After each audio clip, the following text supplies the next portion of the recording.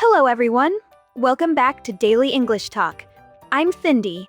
I'm a marketing specialist, and after a long day of analyzing data and writing novel drafts, my brain is empty, but my stomach is definitely not. And I'm Dan. Hi, Cindy. As a French restaurant chef, I spend all day surrounded by gourmet food, but sometimes I just want a classic American greasy spoon diner experience.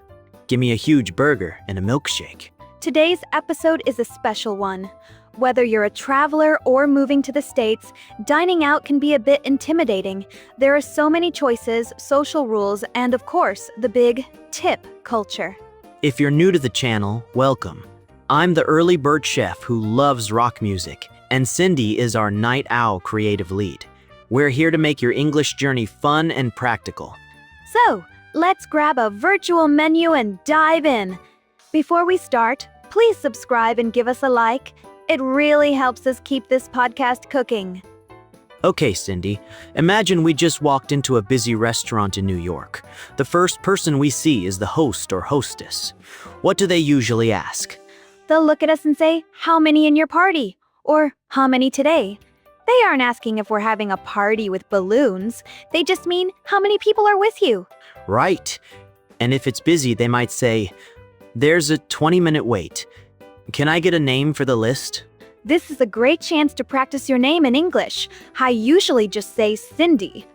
Then, when the table is ready, they'll call out, "Cindy, party of 2, and lead us to our booth or table. Here is where it gets tricky for English learners. In America, the menu is just a starting point. The server will ask you a million questions. It's like an interview.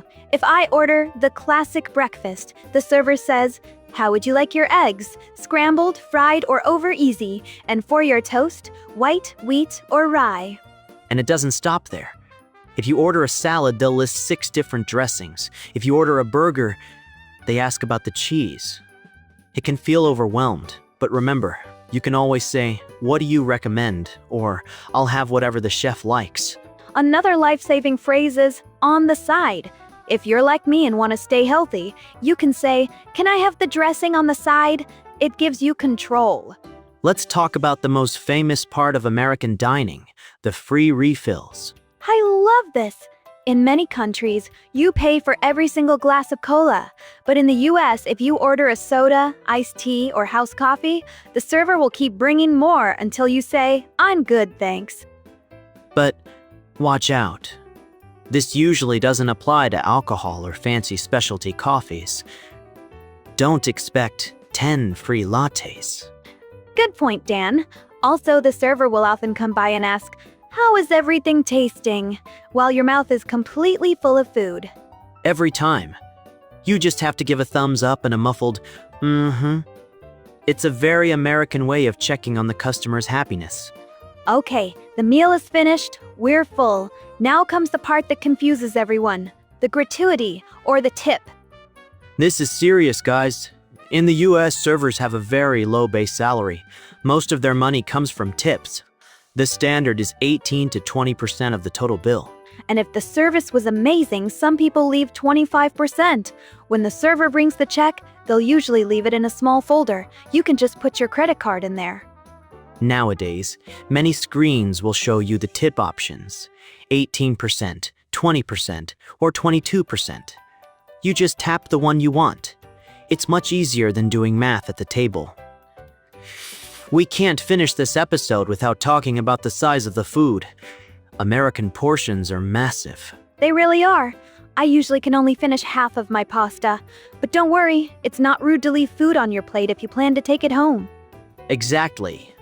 You just say, "Could I get a to-go box, please?" or "Can I have this wrapped up?" In my novel writing sessions at 1 a.m., those leftovers are the best snack.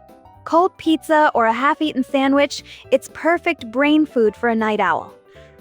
That was a full course of English. Let's review 10 key words and phrases. Listen and repeat. Party of number. The number of people in your group. Example. We have a party of 4 for 7 p.m. Over easy, scrambled. Different ways to cook eggs. Example. I'd like my eggs over easy, please. On the side, served separately from the main dish. Example. Can I get the mayo on the side? Substitution. Replacing one item with another. Example. Is it possible to make a substitution? Fruit instead of potatoes? Free refills. Getting a second or third drink for no extra cost. Example. Does this lemonade come with free refills? Well, I think I'm ready for a nap after all that talk about food. Me too, but first I have a menu to write. Thanks for listening to Daily English Talk. Stay hungry for learning. See you in the next episode. Bye-bye.